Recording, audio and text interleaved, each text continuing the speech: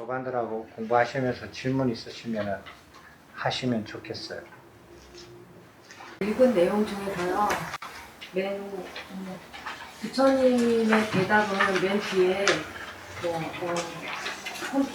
부처님 열의 가르침을 바르게 배우고 이해하고 열의 가르침에 의해 신뢰와 믿음의 부정을 가져야 한다고, 열의 가르침에 따라 몸과 입 그리고 마음으로 선법을 행하고 실천하는 자, 이렇게 되어 있는데, 여기가 좀 저는 되게 광범위하게 느껴졌어요. 근데 이제 지금 주제는 그러니까 늙음과 죽음이라는 주제에 맞췄을 때 여기에 좀 더 이렇게 근접하는 선법이 뭐가 있는지 궁금합니다. 선법이 뭐예요? 선법이 좀 구체적이지 않고 그냥 그러니까 여쭤보는 거예요. 선법이 뭐예요? 선법이 부처님 가르침. 어디서 오셨어요? 네? 어디서 오셨어요? 어디요? 네. 여기 저기 공소사에서 오셨어요. 여기 그 회장님, 여기 공부 모임이 있죠? 뭐 있습니까? 이름이 뭡니까? 정진반, 열애반, 예루반. 정진반, 열애반, 예루반. 그 중에서 공부를 제일 오랫동안 한 반이 어떤 반이에요? 네? 중에 예루반에. 예루반요? 예루반 손 들어 보십시오. 예루반 손 들어 보세요. 아니, 아무도 손 안 들어요? 예루반 손 들어 보세요. 자, 선법이 뭡니까? 불선법에 7가지가 있습니다. 그래서 가장 큰 우리 그 몸으로 행동으로 드러날 수 있는 가장 큰 그 불선법을 우리가 보통 알고 있는 살생, 투도, 사음, 그래서 이제 3가지 그 큰 불선법이 있고, 그 다음에 이제 말과 관계되는 4가지 불선법이 있습니다. 그래서 거짓말하고, 이간질하고, 또 나쁜 말하고, 잡담, 그리고 이제 뭐 조금 더 나아가서 그 논쟁과 같은 그런 불선법을 우리가 피하고 벗어나면은 그것이 바로 선법이 드러나게 되는 것 같습니다. 제가 궁금한 거는 그거는 늙음과 죽음이 아니더라도 부분이고, 그다음에 아니, 그 왔다 갔다 하지 마시고, 네. 선법이 구체적으로 이제 알겠어요? 네, 한번 다시 반복해봐요.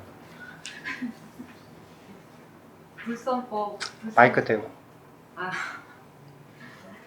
선법이 뭐예요? 그 5개에 나오는 그 5가지 안에 거의 포함이 돼요. 하나, 네. 둘, 셋, 이렇게 구체적으로 얘기해봐요. 선법이 뭐예요? 하나, 살생을 하지 않는 것. 둘, 거짓말하지 않는 것. 그다음에 도둑질하지 않는 것. 그다음에 사음하지 않는 것. 그다음에 술과 같은 것으로 정신을 혼란하게 하지 않는 것. 나쁜 말, 그러니까 거짓말에 그런 어떤 말에 관한 게 다 들어있는. 몇 가지?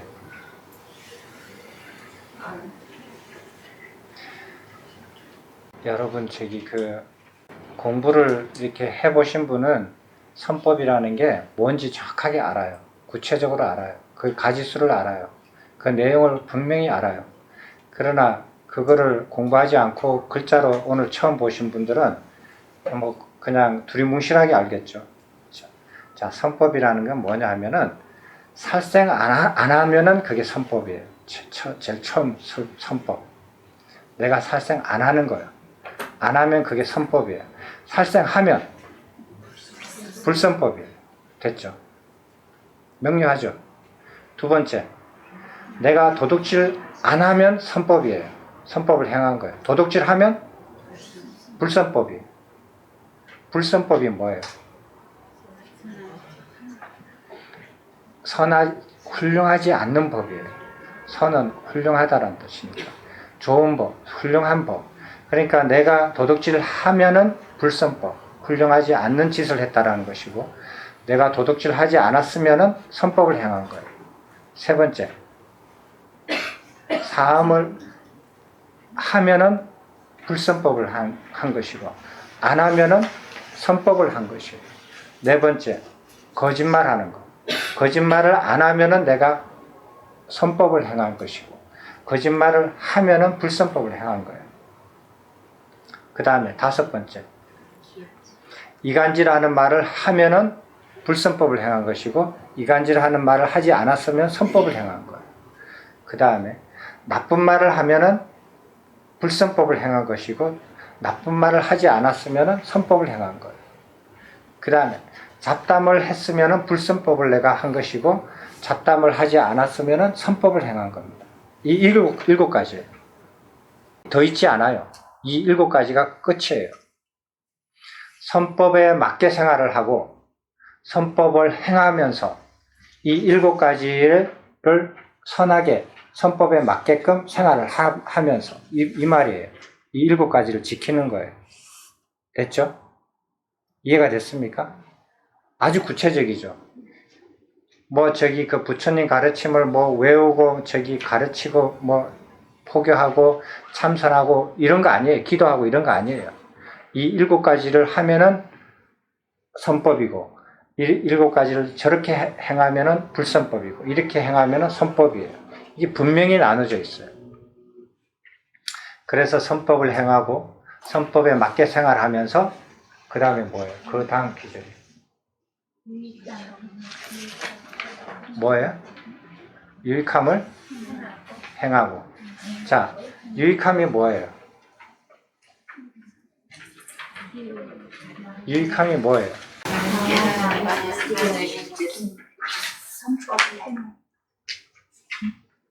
그 무슨 반이에요? 네? 무슨 반이셨어요? 무슨 반이셨어요? 열애반이요? 열애반이 훨씬 낫네. 일곱 가지 선법을 행하면은 그게 유익함이에요. 일곱 가지 불선법을 행하면은 해로움이에요. 다른 거 아니에요. 예전에 그렇게 공부하지 않았어요? 맞지만 니까야 공부할 때 무엇이 해로움이고 무엇이 그 유익함인지 이 일곱 가지를 행하는 거면은 선법을 행하는 것이고, 선법을 행하면은 하는 것 자체가 유익함이에요. 그 다음에 뭐였어? 유익함을 해.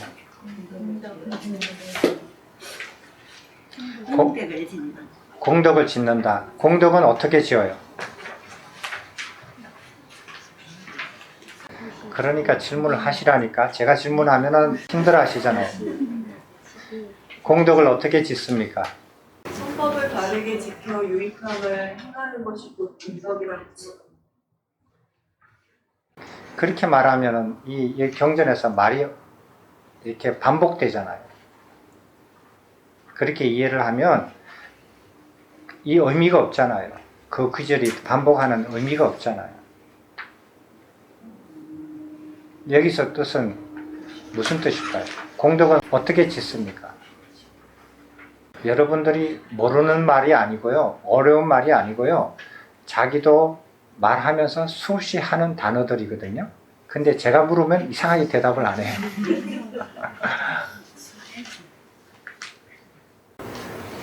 선법을 행하고 실천하는. 아까 저기서 말한 거를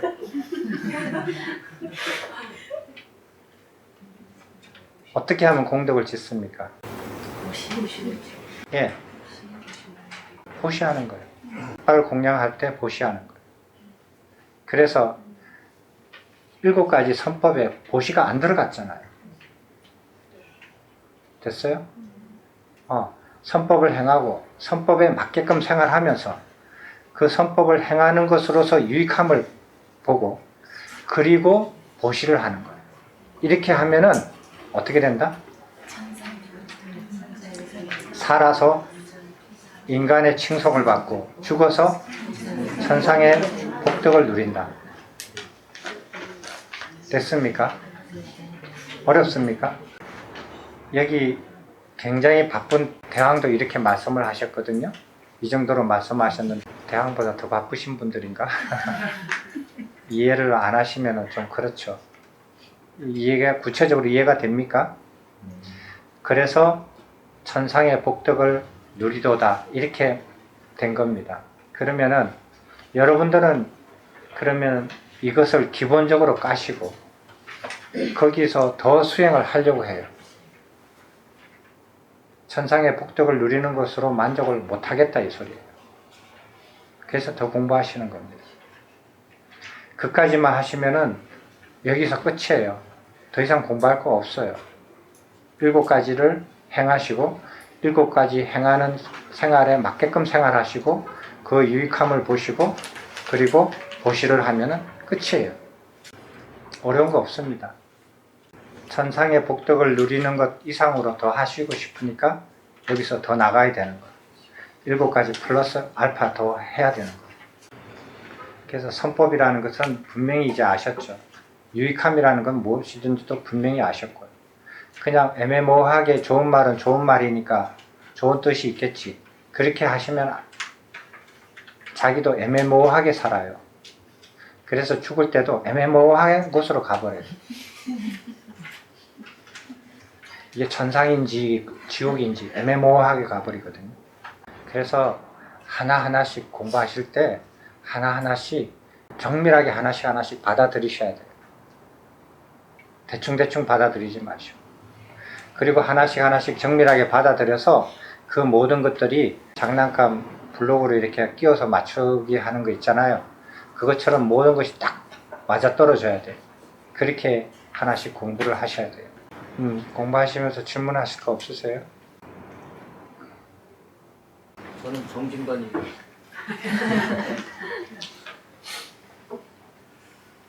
그 우주가 계면할 때요, 그 낮은 차원부터 높은 차원으로 계면한다고 그랬거든요. 그래서 그럼에도 불구하고 하지를 버리지 못하고 남는 인간은 어떻게 되느냐, 그런 질문이 있어서 제가 뭐 풀었더니 저희 그 반장님하고 의견이 틀려서 그럼에도 불구하고 하지를 버리지 못하고 상처하지 못한 인간은 박제가 된다고 그러더라고요. 그건 아닌 것 같다 제 생각에는. 왜 그러냐면 우주가 성할 때는 높은 차원부터 이제 중생이 태어나잖아요. 그래서 그 수트라 책을 제가 정밀하게 보니까 계멸할 때는 그 중생들이 상처하지 않을 수 없다. 상처는 하야만 한다. 그런 어구도 있고, 그걸 보고서 보니까 그 계멸할 때는 높은 차원에서 태어났기 때문에 자기가 평상시에 그걸 공부를 안 하고 있더라도 마지막 계멸할 때는 그 괴로움에 자기가 당할 때는 자기 높은 차원을 알 수 있다는 거죠. 제 생각에. 그래서 그 사람이 반드시 그 상처해서 계멸을 피할 수 있지 않을까 그런 생각입니다.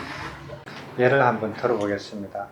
어떤 사람이 시골에서 좋은 그 시골에서 좋은 집안에서 태어나서 시골에서 공부를 잘 해가지고 나중에 서울에 와가지고 또 공부를 하거나 혹은 직장을 하거나 해서 돈을 벌어서 성공을 했어요. 그죠? 근데 이 사람이 나이가 들어서 이제 할 일도 다 없어지고 해서 고향에 내려가고 싶어요. 고향에 내려가고 싶어서. 그래서 잘 살던 사람은 고향으로 내려가서 고향에서 노후를 보내고 편안하게 살면서 고향 사람들한테 베풀기도 하고 또 고향 사람들한테 도와주기도 하고 도움을 받기도 하고 그렇게 살아요. 그죠? 근데 그 사람이 서울에서 사는데 누구처럼 갑자기 하루아침에 언론에서 이상한 사람으로 바뀌었어요. 그래서 고향은 고사하고 집 대문 바깥들도 못 나가게 생겨버렸어요. 그죠? 그럼 어떻게 해요? 고향 가고 싶고 능력이 되고 돈도 있고 다 있어도 가려고 한 마음이 꿀떡 같아도 대문 바깥도 못 나가는 사람이 어떻게 고향을 내려가요? 그 얼굴로. 못 내려가죠. 뭐 어쩔 수 없이 있는 자리에서 놀고 죽어야죠. 충분히 이해가 갑니다. 예, 감사합니다. 그런데 예를 들어서 지옥 중생이라고 보면요. 그 사람이 상처를 못하고 만약에 박제가 된다 그러면 차라리 괴로움을 당하는 것보다는 박제당하는 게 낫지 않아요? 죽는 거 아닙니까? 차라리. 아니면 계속 그 박제 상태에서 괴로움을 받는다 그러면 이해가 되는데. 우리가 그 왜 이렇게 살아서 공부를 열심히 해야 하면은 공부를 열심히 해야 하느냐 하면은 사람이 살아서 그 자기가 도달한 살아서 자기의 의식 상태가 죽는다고 해서 갑자기 막 높아지거나 죽는다고 해서 갑자기 떨어지거나 그러지 않을 거예요. 그냥 그 상태에서 크게 벗어나지를 않을 거예요. 그거는 동의하시겠어요? 네. 근데 죽을 때, 임종할 때 아주 극심한 어떤 변화를 겪으면은 그게 변화가 좀 쉽게 생길 수 있어요. 임종할 때. 그래서 임종할 때가 참 중요해요. 임종할 때 아주 이렇게 그 임종을 잘하면 자기가 평생 의식 수준보다도 확실히 높아서 바뀔 수도 있고, 임종을 잘못하면 평생 자기가 가졌던 그 의식 수준보다도 더 떨어져서 맞이할 수도 있어요. 그런 변화의 가능성은 언제든지 있는 거예요. 있지만은 평균적으로 우리가 생각한다면 살아있을 때 의식 수준이 죽어서 크게 바뀌지 않는다라는 거예요. 그래서 연기를 하게 되는 거예요. 그 수준에서 계속 연기를 하는 거예요. 그런데 어떤 사람이 인간으로 살다가 또 인간으로 태어나서 살다가 죽고 다시 또 그 차원에서 태어나서 인간으로 살다가 그렇게 해서 계속 살다가 오늘에 도착했어요. 우주가 130억 년이 되는 동안에. 그리고 다시 또 100억 년이 지나는 동안에 또 그렇게 살았어요. 그래서 우주가 예를 들어서 이제 괴멸하게 됐다고 쳐봐요. 그래서 괴멸했다 이거예요. 근데 부처님께서는 우주가 괴멸한다 이런 말을 하지 않으셨어요. 구름과 같은 태산이 큰 산들이 구름대처럼 몰려온다 이거예요. 그래서 모든 걸 다 짓뭉개고 사람도 짓뭉개고 모든 걸 다 죽인다. 그렇게 비유를 하셨어요. 근데 우주의 괴멸은 이거보다 더 무서운 거죠. 그럼 우주가 괴멸 안 하고 영원하나요? 영원 불멸할까요? 그렇게 믿고 싶죠. 인간은 다 그렇게 누구든지 그렇게 믿고 싶어요. 그러나 현실은 그렇지 않아요. 그럼 언젠가는 괴멸을 되는데 우주가 괴멸될 때, 그죠? 괴멸될 때 윤회를 거듭해서 그 차원으로 계속 윤회하던 어떤 인간이 우주가 괴멸된다고 해서 갑자기 차원이 높아지나요? 괴멸될 때 아주 어떤 계기에 마련돼서 올라갈 수도 있죠. 변할 수도 있죠. 더 떨어질 수도 있죠. 그렇지만은 그 범위를 벗어나지 못하게 계멸을 맞는다 하면 상처 못할 수도 있죠. 만약에 그렇게 된다면 어떻게 되는가 하는 소리예요. 중학교를 졸업을 했어요. 중학교 3학년을 졸업했어요. 근데 고등학교 1학년을 들어가야 되는데 입학시험을 쳐야 되는데 자꾸 떨어졌어요. 고등학교 못 들어갔어요. 중학교는 졸업했는데. 그럼 어떻게 돼요? 그냥 그렇게 머무는 거죠. 그러면은 자기가 뛰어놀던 그 터전이 사라지는데 거기서 머물러 버리면 어떻게 되느냐 해서. 광대하게 우주의 계멸을 이렇게 이해하시면서 공부하시는 건 참 좋은데 그 늙음과 죽음을 먼저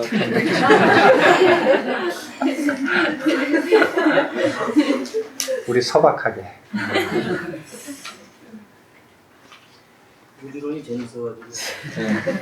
그래도 2년 전보다도 굉장히 이렇게 얼굴 많이 바뀌셨네요. 2년 전에 처음에 뵀을 때는 기억하시는 분들은 기억하실 거예요. 공부하시니까 재밌습니까? 저는 그 일제법 공부하면서요. 맨 마지막 장은 그 자연의 일부분이었던 인간이 자연을 바라보는 인식 주체가 돼서 이렇게 본다는 걸 이제 제가 죄송한 말씀이지만 다 그렇게 깨닫게 되더라고요. 그래서 이거를 일제법 제일 첫 번째 얘기해 주셨으면 아주 공부가 쉬웠을 텐데 제일 마지막에 얘기해 주셔서 그 얘기를 그 문장을 보고 제가 뭐 계속 안이 비서신 석승현 밑쪽에 계시는 게 왜 자연학습처럼 이거만 말씀하실까 했는데 마지막에 그걸 보고서 이래서 말씀하셨구나. 그래서 한 번에 이해가 됐습니다. 그래서 그때부터 제가 재미를 붙여가지고 죄송하지만 공부한 지 한 3년인데 재밌게 하고 있습니다. 그런 책을 주셔서 감사합니다. 이렇게 경험해 보면 거사님들은 시작하기가 참 어려워요. 시작하기가 몇십 년이 걸리고 시작을 하면은 굉장히 빨리 가요. 근데 보살님들은 시작은 엄청 잘해요. 근데 지속적으로 안 나가요. 계속 진도가 안 나가요. 10년이든 20년이든 계속 머물러요. 그래서 10년이고 20년이고 저기 거사님이 이렇게 시작을 하면은 좀 속도가 빠르더라고요. 먼저 시작했다고 자랑할 거 하나도 없어요. 그리고 자기가 공부가 더디다고 해서 위축될 것도 하나도 없어요. 왜냐하면은 지금 우리 공부하는 것이 처음 단계잖아요. 처음 단계인데 어떤 사람은 처음 단계에서 이해가 빠른 사람이 있고 이해가 더딘 사람이 있어요. 근데 머리로 이해는 빠른 사람이 몸이 더뎌서 몸이 또 안 움직여요. 네. 근데 머리는 더딘 사람이 몸은 또 빨라요. 실천할 때는 또 빨라요. 그 사람은. 그리고 또 어떤 사람은 머리는 빠르고 몸도 빠른데 마음이 더뎌요. 그래서 마음 수행하러 갈 때는 또 굉장히 그냥 한 세월 가버려요. 또 어떤 사람은 머리는 더디고 몸은 더디지만 마음은 굉장히 또 빨리 움직여요. 그래서 어느 단계에서 뭐 먼저 했다, 잘한다 할 거 없어요. 그리고 열반에 먼저 도달한다고 해서 좋은 자리에 앉고 늦게 도달한다고 해서 나쁜 자리에 앉는 곳이 아니에요. 그런 곳이 아니에요.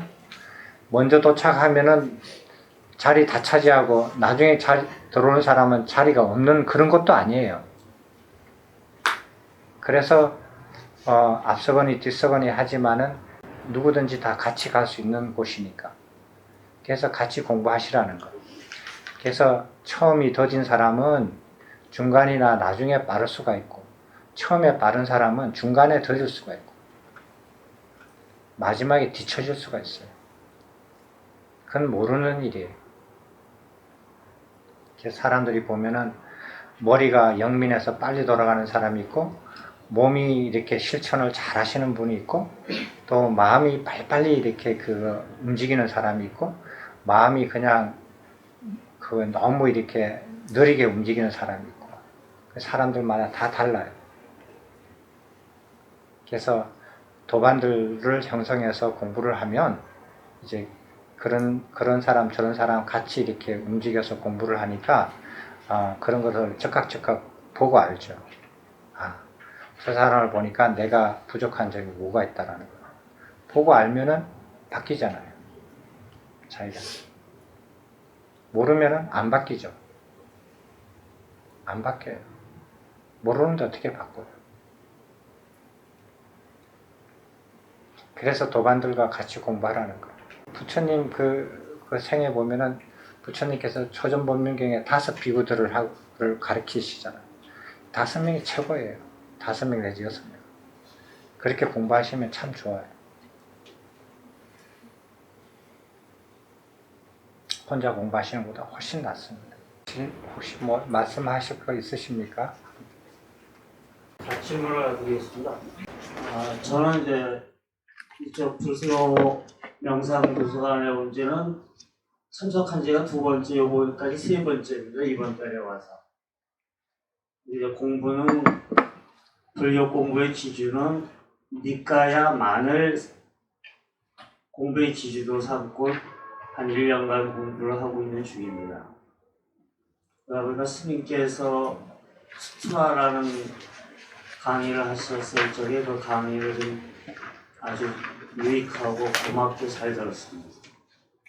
근데 그 강의 중에 제가 말씀드린 것처럼 저는 니까야만을 기준으로 삼다 보니까 아함경을 거의 조금 제 입장에서는 좀 무시하고 있는 입장인 것을 좀 말씀드리면서 한번 여쭤보겠습니다.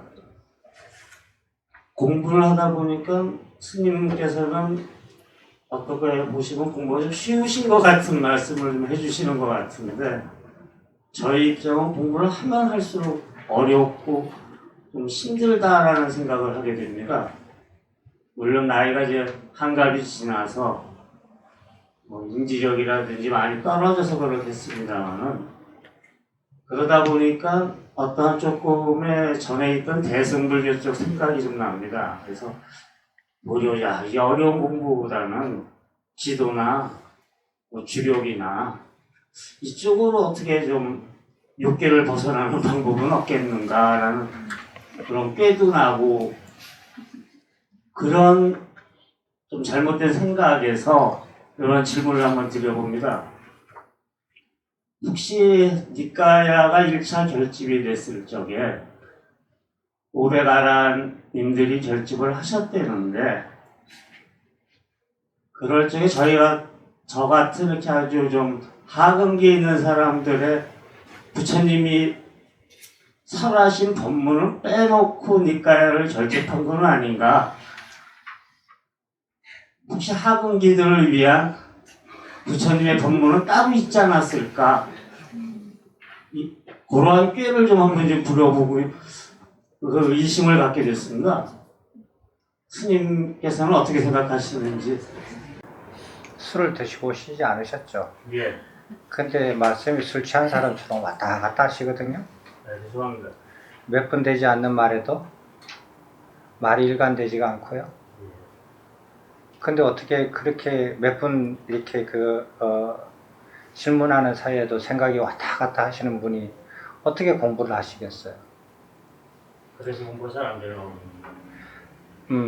니까야만 취한다고 해놓고 대승불교는 못하라고 말을 해요. 그리고 니까야만 취한다고 했으면 니까야만 취해야지 니까야 외의 꾀는 못하러 내요. 니까야를 다 공부하시고 난 다음에 이런 말 저런 말을 해도 늦지 않은데 니까야만 취한다고 해놓고 니까야 다 공부하셨어요? 근데 그걸 하지도 않으면서 뭐 무슨 꾀를 니까야가 뭐 하근기를 위한 부처님의 가르침 그걸 못하러 말씀을 하시는 거예요. 공부가 힘들어서 말씀을 드렸다고 말씀드렸습니다. 보세요. 오늘 경전 읽은 게 상유타 니까에서 제가 인용을 한 거거든요. 이게 어렵습니까? 읽어보니까 어렵습니까? 전체적으로는 어렵지 않습니다만 중간중간에 아까 말씀하신 윤회라든지 유익한 법이라든지 그 자. 말씀 하나를 다시 분석하고 또 들어가서 확실히 알려면은 그 말 한마디 집착이라는 한마디 갖고도 책이 한 권이 써질 수 있다고 저는 봅니다. 그럼 자. 저희들이 어떻게 다 알 수 있냐 이 말씀입니다. 어떻게 다 할 수 있느냐? 할 수 있는 데까지 알아야죠. 죽기 전에 뭐 하실 거예요? 그 하나씩 알아가면 되죠. 한꺼번에 다 알아지지 않습니다. 하나씩 차근차근하게 알아가세요. 니까야가 무한정 있는 게 아니에요. 내용이 딱 처음과 끝이 딱 있어요. 중간도 물론 있지만 내용이 한정되어 있어요. 부처님 경전이 84,000가지가 아니에요. 니까야 경전에 몇 권 안에 딱 들어가 있어요. 니까야만 하신다면서요. 그러니까 그거는 바깥에 20 몇 권, 19권이에요. 19권이에요. 저 책이 분량이 어마한데요. 19권이거든요. 예. 19권이니까 19권 그걸 쭉 읽으셔요. 그것만 읽으셔요. 그게 어렵습니까? 아닙니다. 열의를 가지고 읽으십시오. 그 어떻게 읽느냐? 지속적으로 읽으십시오. 띄엄띄엄 읽지 마시고 아침에도 읽고 점심때도 읽고 저녁때도 읽고 어제도 읽고 오늘도 읽고 내일도 읽고 지속적으로. 왜냐하면은 띄엄띄엄 읽으면은 기억이 잘 안 나거든요. 자기가 앞에 읽었던 것이. 그래서 지속적으로 계속 읽어 나가는 겁니다. 물론 생활하시면서 지속적으로 계속 읽어 나가세요. 저도 그렇게 하고 있어요. 저도 하루에 경전을 시간 나는 대로 읽습니다. 읽었던 것도 읽고, 아니, 2번 읽으면 또 달라요. 첫 번째 읽을 때하고. 계속 읽는데 어려운 거 없어요. 계속 읽으셔요. 읽지 않고 어렵다고 하면은 사람들은 태산이 높다 하되, 높다, 기억나요? 나 지금 기억 안 나는데 한번 해보실래? 태산이 높다 하되 하늘 아래 메이로다. 오르고 또 오르며 못 오를 리 없건만은 사람이 제한이 오르고 몇만 높다 하더라. 사람들이 오르지 않고 그냥 못 오를 것 같다라고 말만 하는 거예요. 그렇지만 한 발 한 발 오르는 사람은 오른다 못 오른다 생각하지 않아요. 그냥 한 발씩 움직일 뿐이에요. 경전이 많다 어렵다 말만 하고 읽지는 않거든요. 그럼 무슨 해결책이 그런 해결책이 있습니까? 어렵다 많다 하기 전에 하나씩 읽어가세요. 그러면은 그 많던 경전들이 다 거품이 빠지고 그 어렵게 느껴졌던 그 단어들이나 내용들이나 이런 것들이 다 깨어져요. 누구나가. 왜? 부처님께서 그렇게 설하셨기 때문에 그래요. 부처님께서 누구든지 와서 보면 즉각 알 수 있고 시간이 걸리지 않고 알 수 있고 지자들이 그걸 알고 나서 자기 스스로 행할 수 있도록 그렇게 말씀해 놓으셨기 때문에 그래요.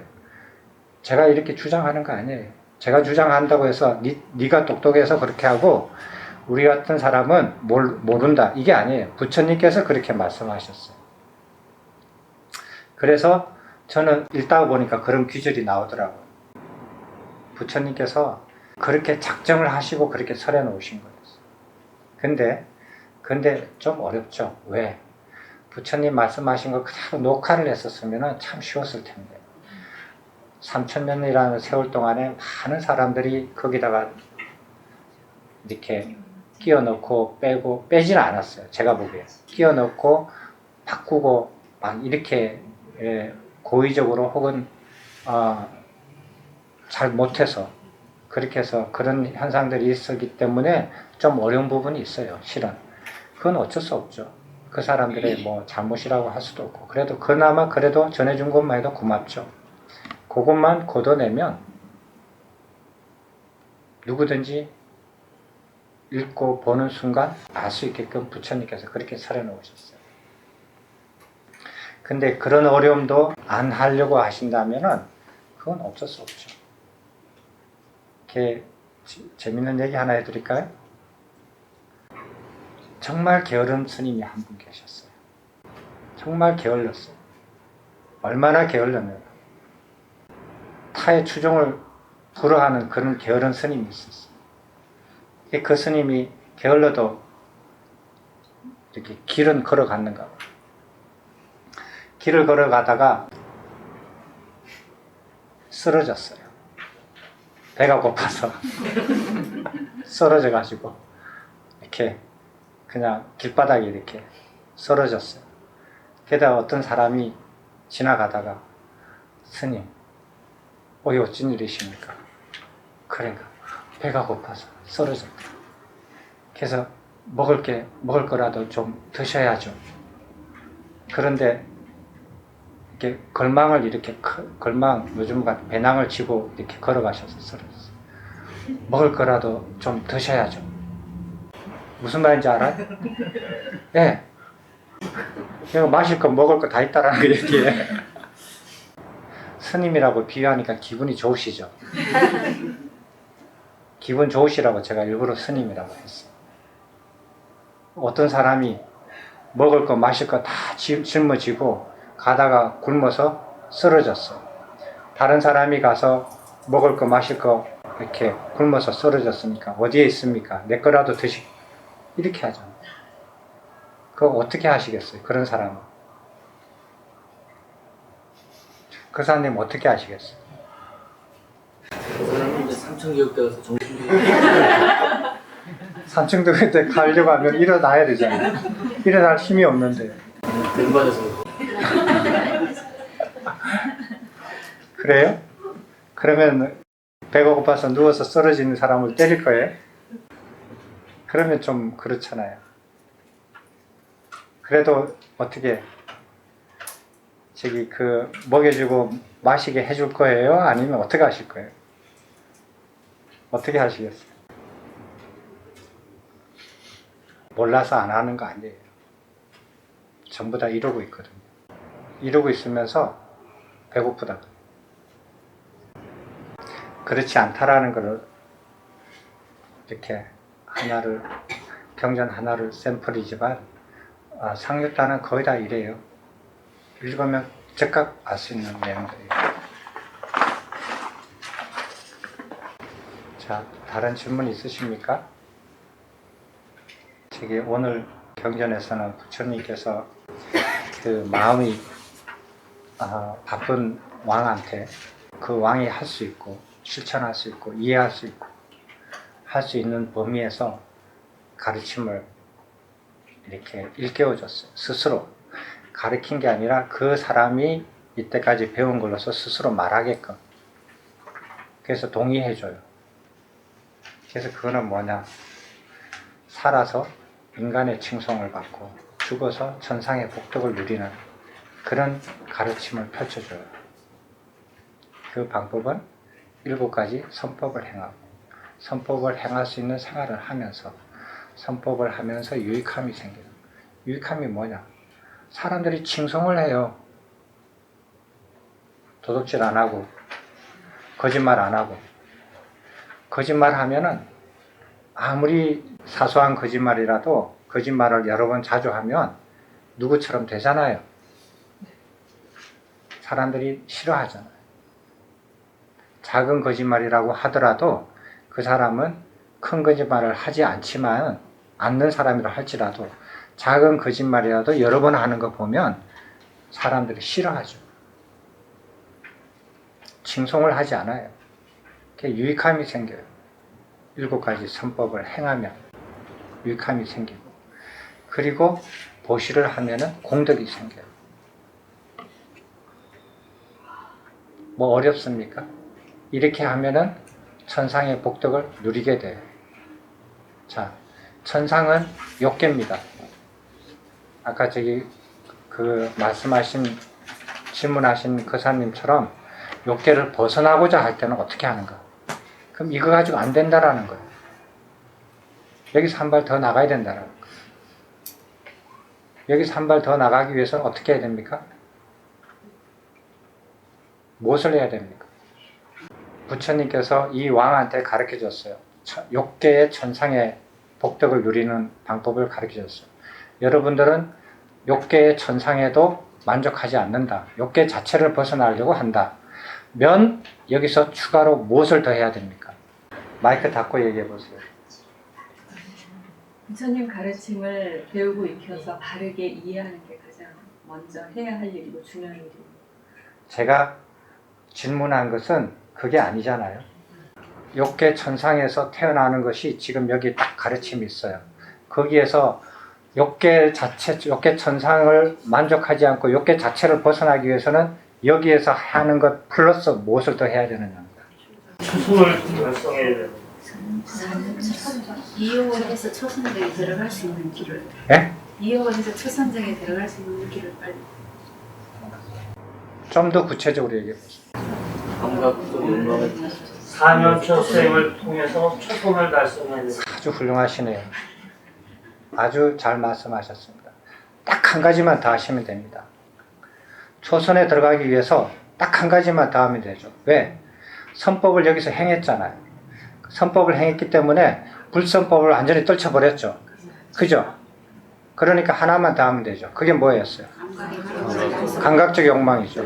감각적 욕망은 떨쳐버리면, 그러면은 불선법을 완전히 떨쳐버리고 감각적 욕망을 완전히 떨쳐버림에 의해서 생긴 기쁨과 행복이 있는 초선정에 들어간다. 한 가지만 더 하면 돼요.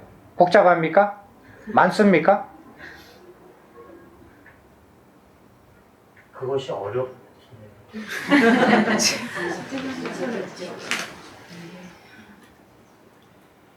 아시잖아요. 뭐 기도해야 돼요?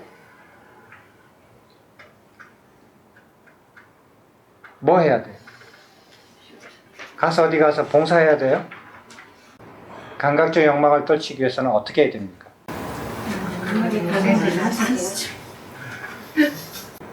부처님의 법을 잘 배우고 이해해야 될 것 같습니다. 어렵다면서요. 그걸 배우는 게 좀 어려운 거지. 이렇게 명료합니다. 가르치며 쉽습니다. 근데 뭐가 어려우냐? 이게 어려워요. 이제 이게 무슨 뜻인지 아시죠? 예. 이게 무슨 뜻인지 아시겠죠, 여러분? 제가 이렇게 하면은 저게 무슨 뜻인지 아실 거예요. 이렇게 하고 있거든요. 3개월만 하셔도 봐요. 훨씬 빠르시잖아요. 3개월만 공부하셔도.